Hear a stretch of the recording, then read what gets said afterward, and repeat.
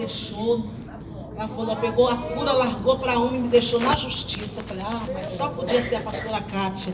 Mas destrinchando, eu quero todas olhando para mim, tá? Olhando para mim, olhando para frente. A gente, quando começou a destrinchar, a gente percebe que a coisa não é tão pesada assim. A exortação, porque a palavra de Deus, ela é exortativa também, ela vem porque, como falei aqui no primeiro dia, algumas estavam, outras não tinham chegado.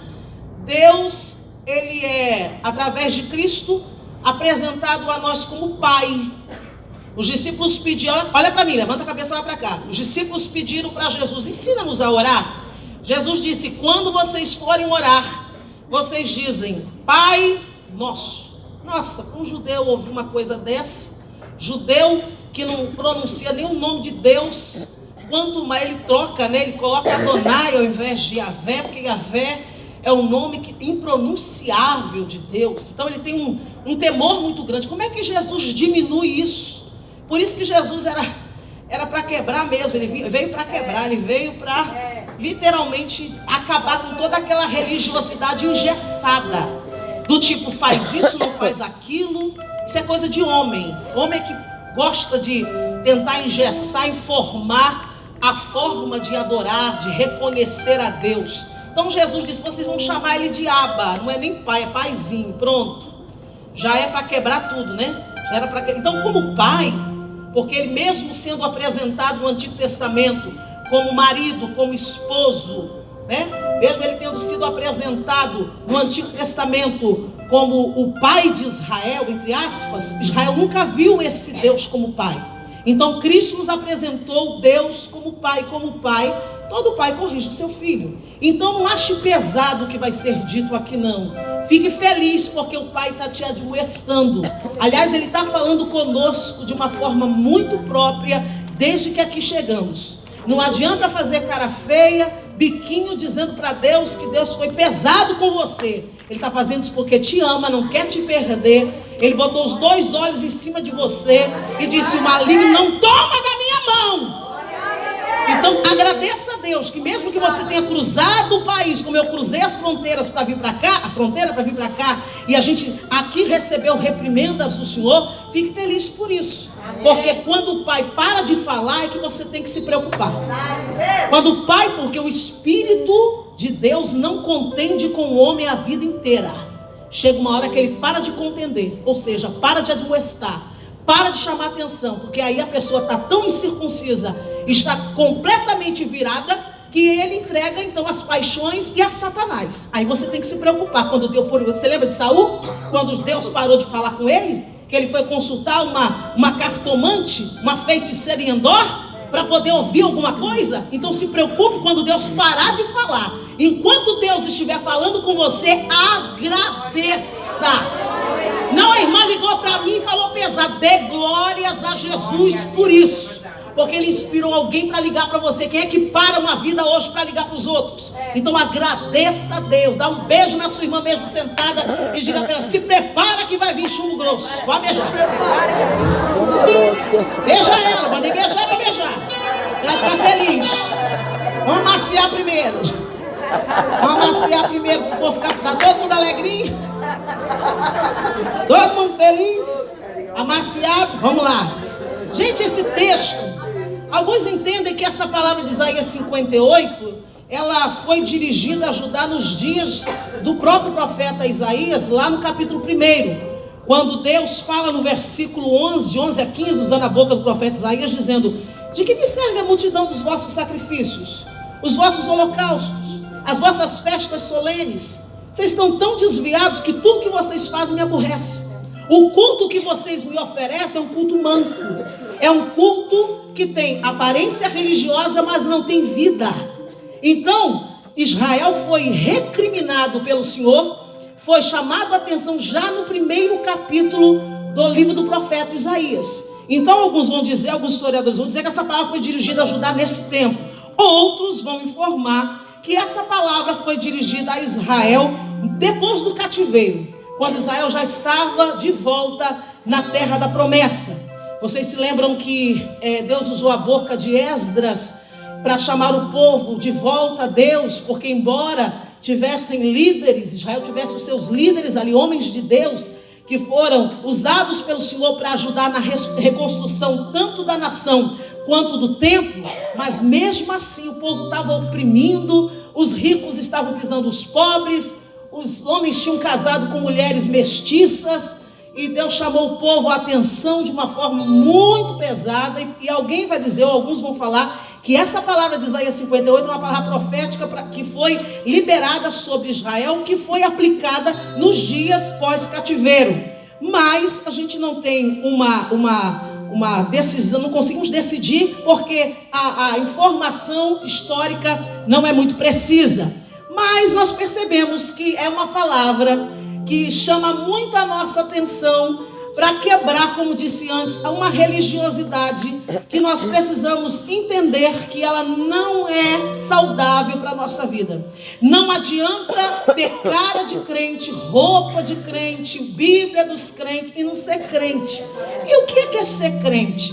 Ser crente é mais do que um nome, codinome. Ser crente é mais do que uma carteira. Ser crente é mais do que ter 30, 40 anos de igreja. Porque se nós formos olhar para os católicos e para outros professos de diferentes fé, você vai perceber que muitos são praticantes e têm um nível dentro da sua fé de crença e de idas e vindas a cultos como nós fazemos. Nós, como foi falado aqui, perdemos para os muçulmanos, porque Jesus manda orar em todo tempo, orar sem cessar, e a gente só ora para dormir, muito mal para comer. Então, a Bíblia vai me informar que esse tipo de religiosidade precisa ser quebrada. O que Cristo quer, eu falei desde o primeiro dia, eu fui aprontando o terreno para falar essa palavra, desde o primeiro dia, quando preguei sobre Isaías 55:1, buscai clama a mim, venham a mim, aqueles que têm sede, quem tiver condição de comprar a verdade, porque é isso que Isaías 55:1 vai falar. Se você quiser comprar sem preço vinho e leite, é convidado, é o convite da graça. E o versículo 6 vai dizer: buscai ao Senhor enquanto Ele pode ser achado, invocado enquanto está perto. Então essa coisa de buscar a Deus não é só orar, não é só ir para a igreja. Buscar a Deus, eu coloquei em primeiro lugar quinta-feira, é assumir um compromisso com Deus. E esse compromisso é mais do que ir e vir. Esse compromisso é mudança radical de vida. E é isso que o Espírito de Deus está nos oferecendo nessa noite. É isso, aliás, essa noite só não. Esses dias, Ele está oferecendo a você um modo diferenciado de viver a vida cristã. Ser crente é ter caráter. Ser crente é ter qualidade espiritual. Ser crente é ter santidade. Santidade não é de fora para dentro. Santidade é de dentro para fora. E a santidade, ela reflete nos atos. Quando você olha para uma pessoa que é santa em toda a sua maneira de viver, você não olha a sua roupa, não. Você olha o comportamento dela. Você olha a condição dela diante da sociedade. Porque ser crente dentro de igreja, moleza, mamão com açúcar, como a gente diz no Brasil. Mas a luz não é para brilhar dentro da casa, simplesmente. O texto foi falado aqui, eu guardei muito bem. Assim resplandeça a vossa luz diante dos homens, é lá fora, para que vejam as vossas boas obras e glorifiquem a vosso Pai que está nos céus. Sabe por que Deus trouxe vocês para esse país? Não foi simplesmente para ganhar dinheiro e para melhorar de vida. Deus trouxe vocês para ser sal e luz. E Deus já falou isso aqui. Deus trouxe vocês para fazer diferença. E essa diferença vai ser vista dentro dessa nação. Querendo o diabo ou não? Com imigração ou sem imigração. Deus vai fazer o nome dele ser glorificado na tua vida. Eu quero ouvir um glória a Deus, um aleluia gostoso da sua boca. A justiça que o texto vai apresentar não é a justiça de Deus para nós. Essa justiça que o texto apresenta são os nossos atos diante da sociedade. Justiça que está sendo apresentada em Isaías 58:8 são as nossas obras. Como é que as pessoas vão perceber que nossas obras são boas? Se nós a divulgarmos no Facebook? Se nós chamarmos um marqueteiro e anunciarmos aos quatro ventos o que fazemos? É isso que Deus está falando? Como é que as pessoas vão perceber que tu é crente? Porque se fosse pela roupa, como a gente era, isso foi ensinado há muitos anos, isso já caiu por terra. Isso é costume. A gente guarda o bom costume, mas isso é costume de homem. Isso foi imposto pelos homens. Agora, crente não é conhecido por roupa. Crente não é conhecido por Bíblia, que carrega no braço. Muita gente carrega a Bíblia. Jô Soares sabe Bíblia. Muita gente inteligente sabe Bíblia.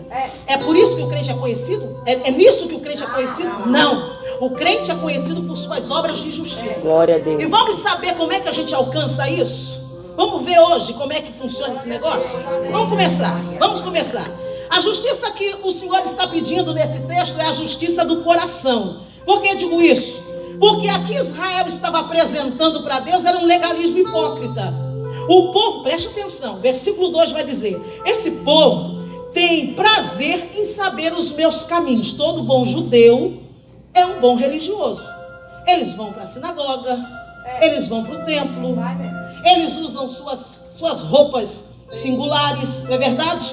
Eles são conhecidos em todos os lugares. Você olha, lá vai um bom judeu, um bom religioso. Assim somos nós também. Nós temos nossas características próprias de crente. A gente tem o linguajar próprio do crente. Pentecostal, então, é manto, varão, varoula, funil. Não é assim que a gente fala? Está no vento, na prova, na floresta. Está sendo burilado, prensado. Se for no Rio de Janeiro, então, esses são os poucos que eu lembro. Você tem que ver a nossa conversa com o grupo de oração que nós oramos há 20 anos em casa. Eu olho assim e falo, gente, não é normal não. Nossa conversa é muito louca. É muito louco. Não, que varoa, Jesus me deu uma visão do manto, do fogo. É um negócio tipo assim. A gente tem esse linguajar, tem ou não tem? Tem. Mas é por isso, por essas coisas que somos reconhecidos? Não. Isso é nada mais, nada menos que a externalidade da nossa crença. Aí o Senhor vai falar, versículo 2 do capítulo 58. Esse povo me procura todo dia. Esse povo tem prazer em saber os meus caminhos, como um povo que pratica a justiça e não deixa o direito do seu Deus. Eles perguntam como é que funciona as coisas de Deus. Eu quero saber, eu quero conhecer, eu quero ter conhecimento dos direitos da justiça. Eles têm prazer, Deus não está negando isso. Ele está dizendo, eles fazem tudo bonitinho, aparentemente tudo legal. Só que eu não estou suportando essa religiosidade, porque ela nada mais, nada menos é uma relação mecânica de barganha.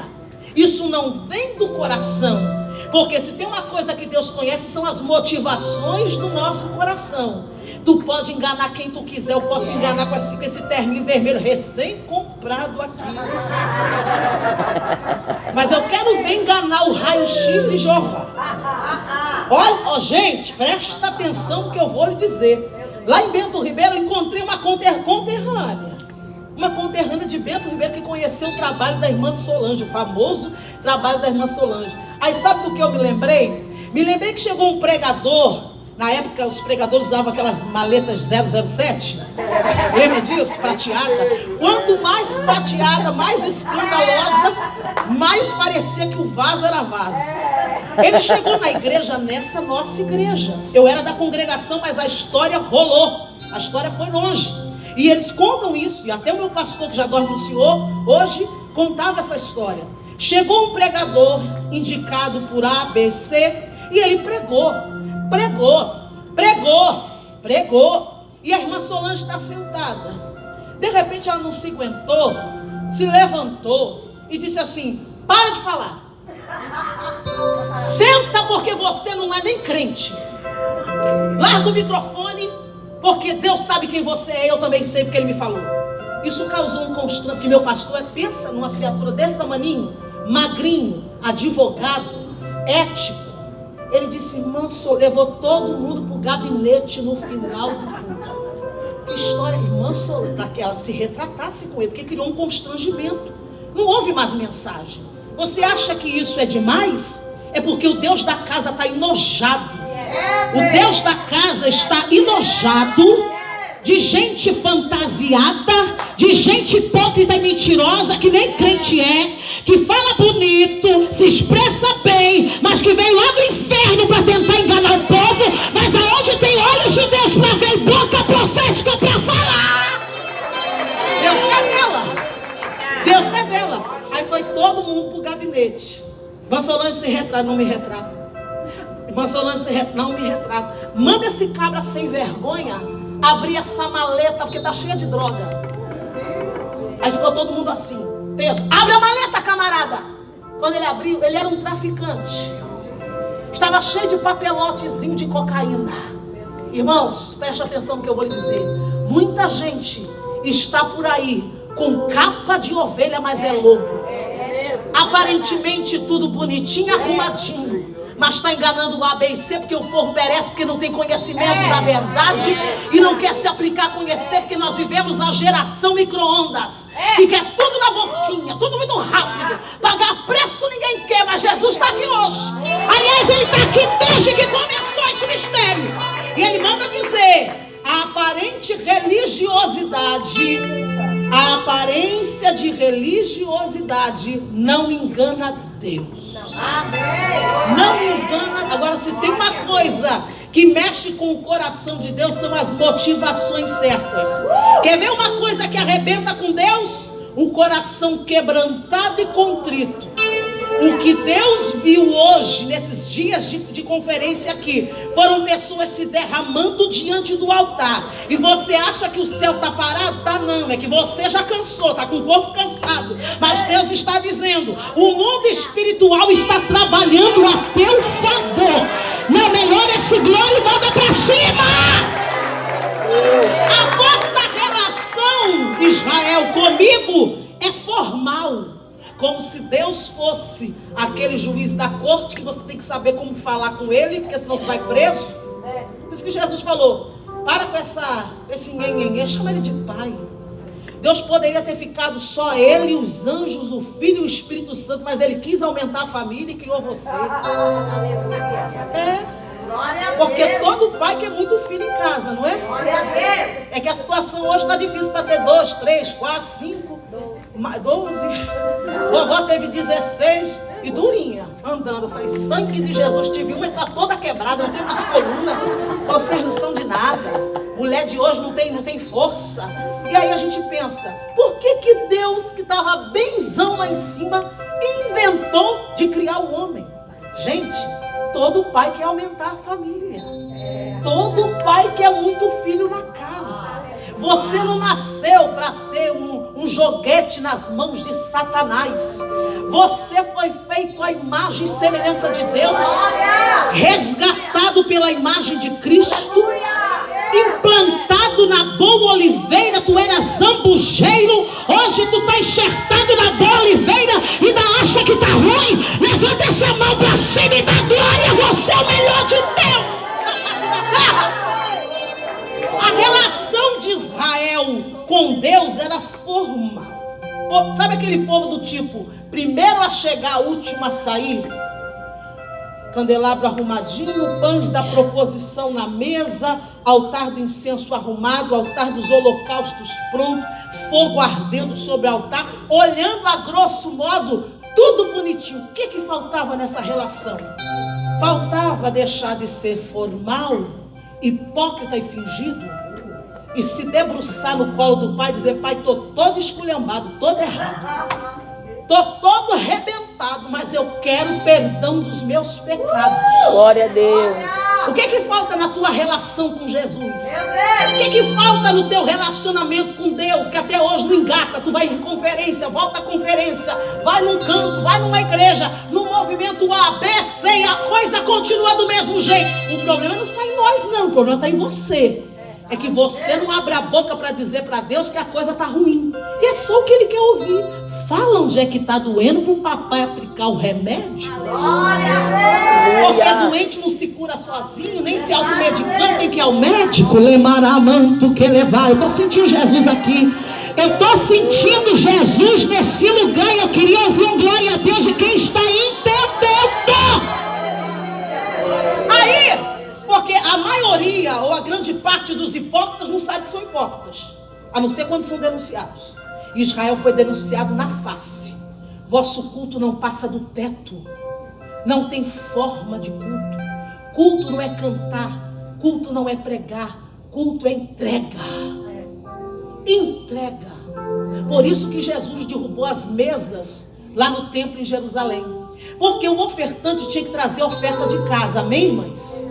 Quem ia ofertar era um carneirinho, tinha que puxar o carneirinho atrás dele. Todo mundo na rua via que lá vai um ofertante levando a sua oferta. Quando não podia levar um carneiro, levava um arrolinho, um pombinho. Mas lá vai, tinha que ser assim, trazendo de casa.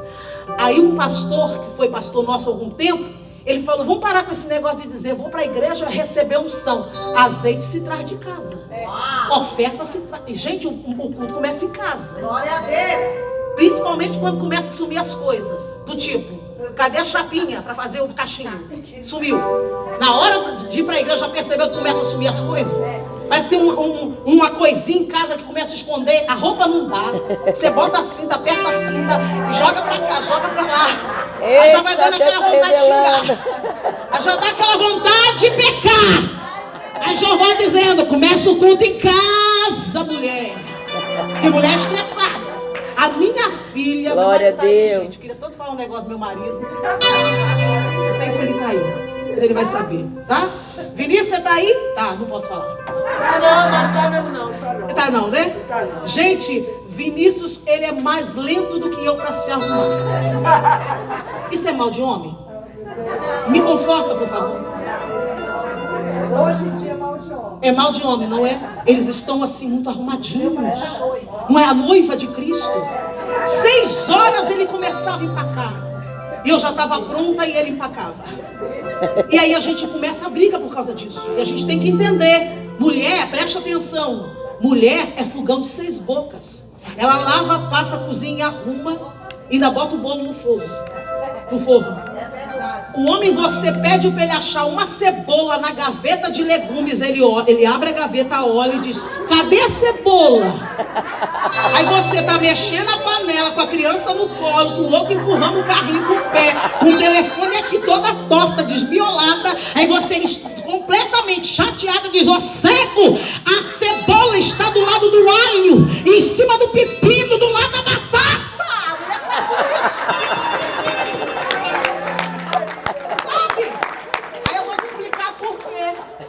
Porque com 1 ano de casado eu queria divórcio. Eu falei, liguei pra minha pastora, eu falei, eu quero divórcio. E a pastora começou a rir, porque eu sou muito engraçada, ela pensou que era brincadeira. Ela começou a falar, não ri não, que eu tô chorando. Aí ela, Flávia, já filha? Por causa de que você quer divórcio? Eu falei, ele é lento. E você é o quê? Acelerada. Imagina um acelerador com outro.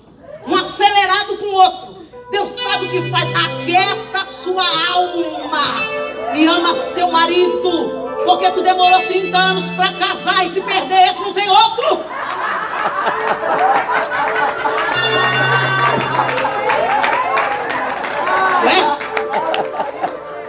Mas acontece tudo que horas? Na hora que a gente vai para a igreja. Ô perturbação, tentação. Aí você faz o que numa hora dessa? Não vou mais.